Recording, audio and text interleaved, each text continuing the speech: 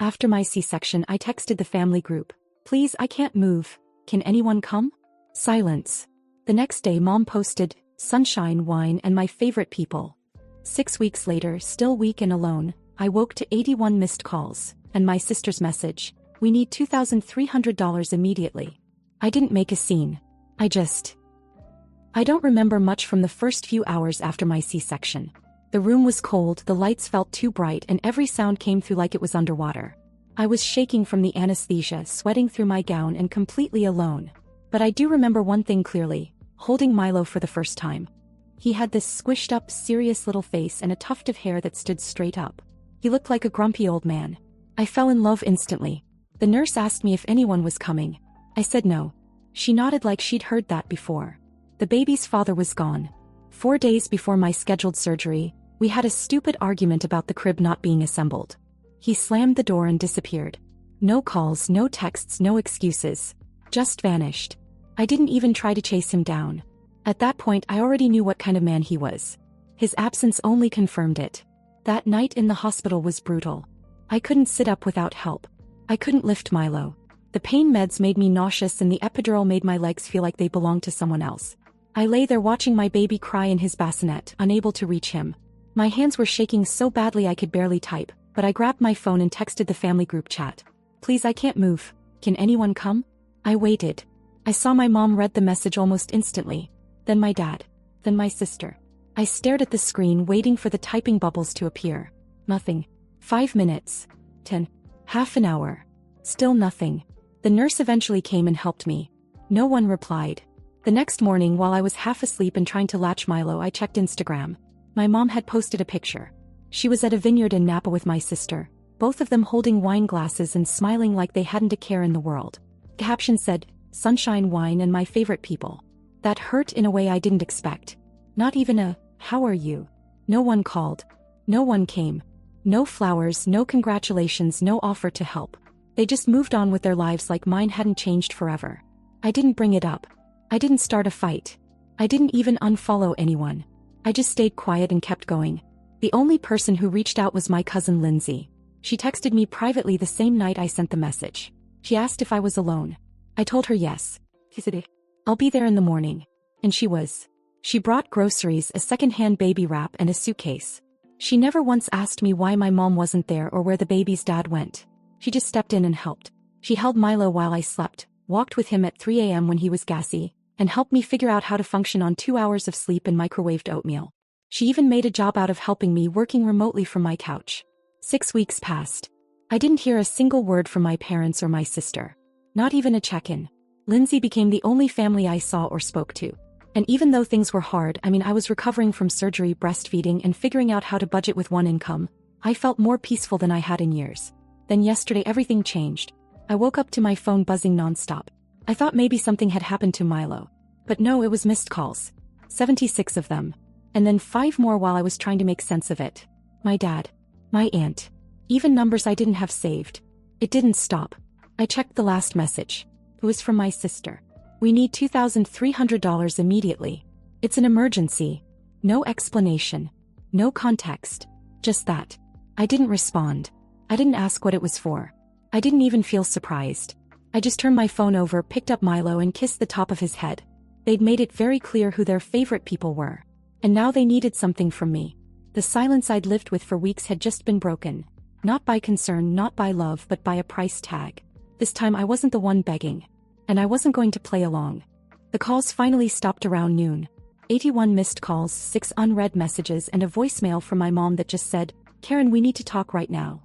I stared at my phone, feeling that old familiar pull in my chest. The one that used to make me cave, that used to make me feel like I owed them something. But it didn't land the same this time.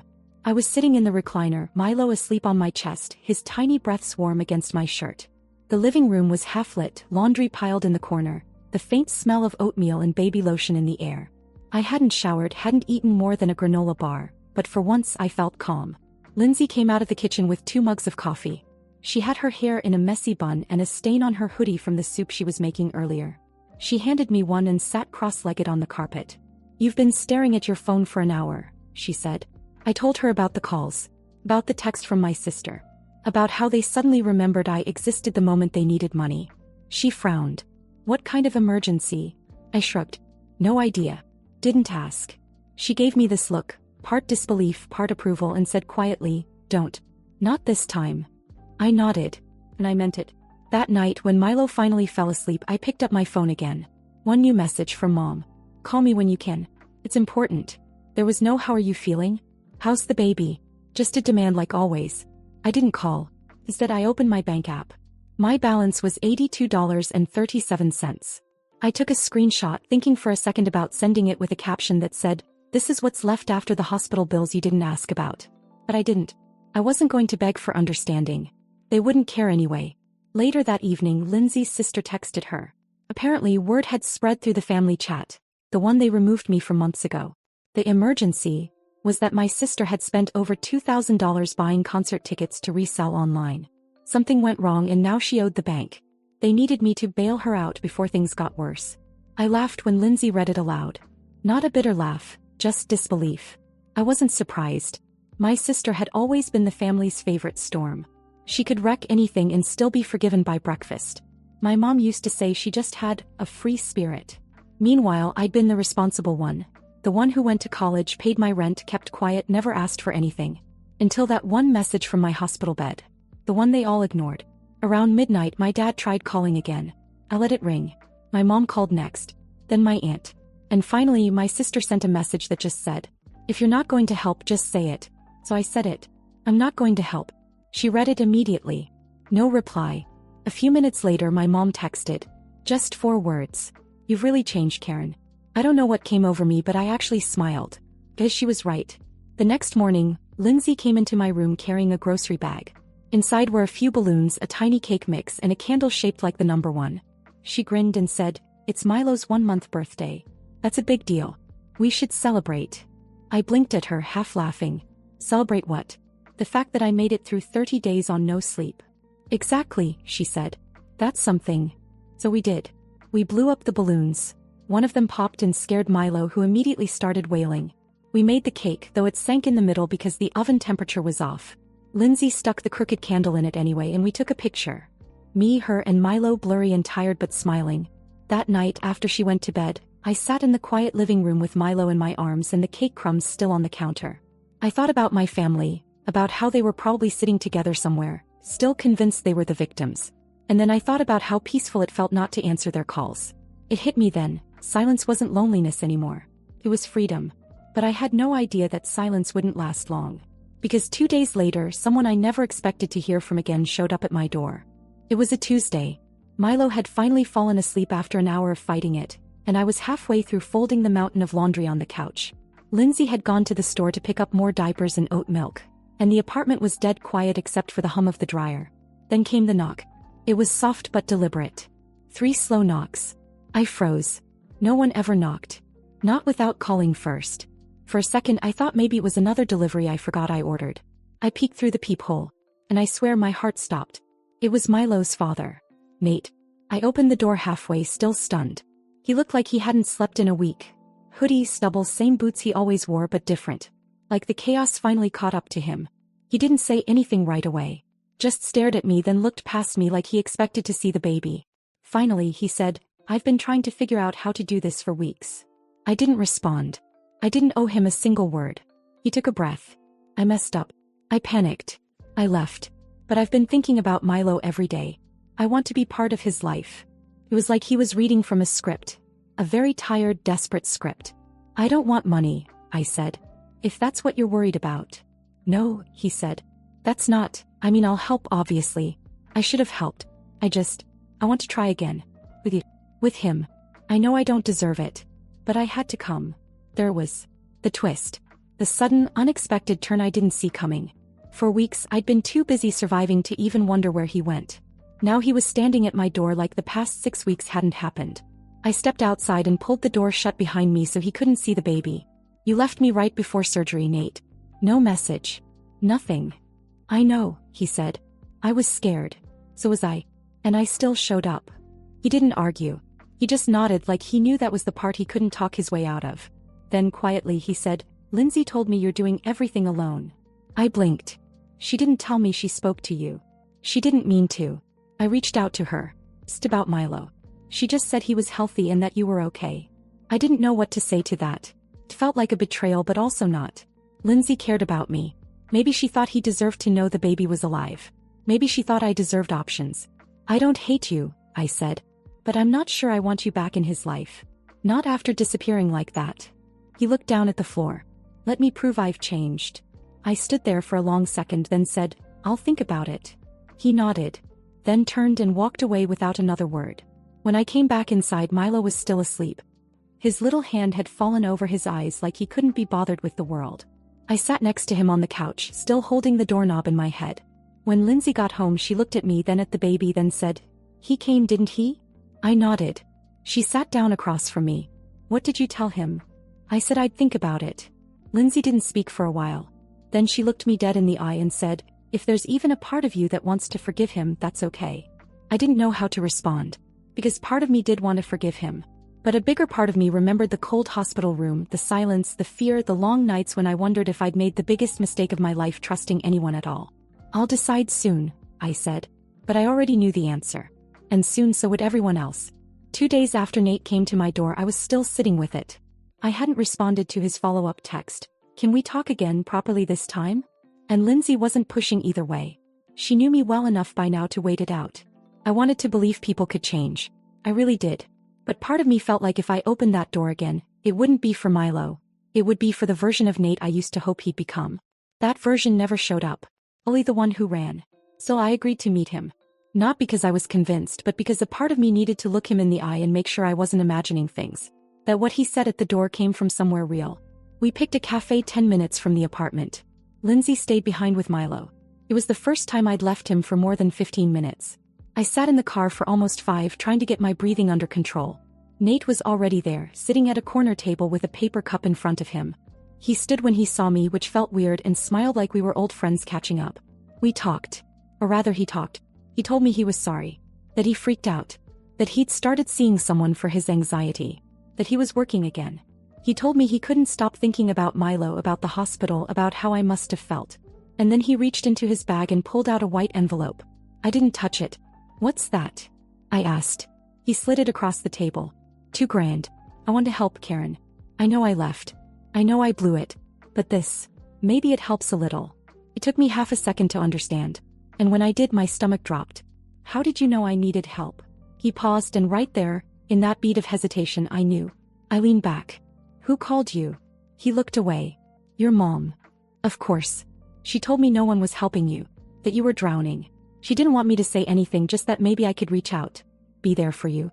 For Milo. I stared at the envelope. It wasn't about Nate at all. It was about them. My mother, who hadn't responded to my text from the hospital. Who hadn't called in 6 weeks. Who hadn't even asked to see her grandson. She'd gone behind my back to reach out to the man who abandoned me, just to fix their reputation. She didn't want to help. She wanted a shortcut. And Nate, maybe he meant some of what he said, maybe not. But the second he took that call, it was over. I'm raising Milo alone, I said, standing up. I don't want your money. And I definitely don't want your pity. He tried to stop me, reaching across the table. Karen, please. I mean it this time. I know you do, I said.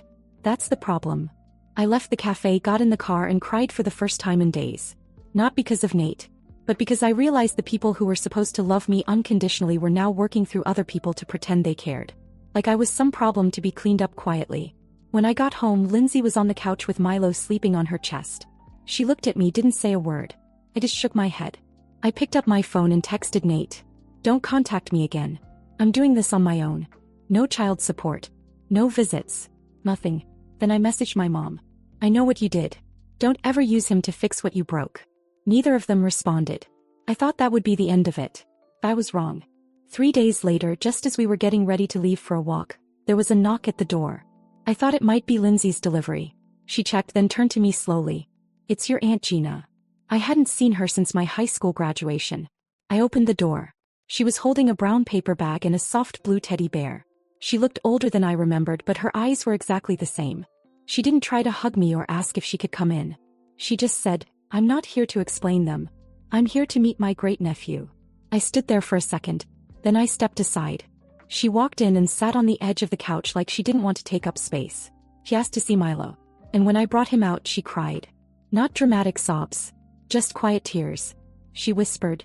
He looks like you did. Same eyes. She stayed for an hour. Didn't ask about Nate. Didn't mention my mom or sister. Before she left, she handed me a note and said, "In case you ever need me." After the door closed, I opened it. Inside was a gift card to Target, a handwritten letter, and a Polaroid photo of my aunt holding me as a baby. For the first time in a long time, I felt something I hadn't in weeks. Not relief, not forgiveness. But maybe, just maybe, the start of a new kind of family. After Aunt Gina left that first time, something in me started to settle. Not in a dramatic way, just this small, steady shift. The air felt different in the apartment. Calmer. Lighter. Like someone had opened a window and let all the stale expectation blow out. She came back a few days later, unannounced but welcome.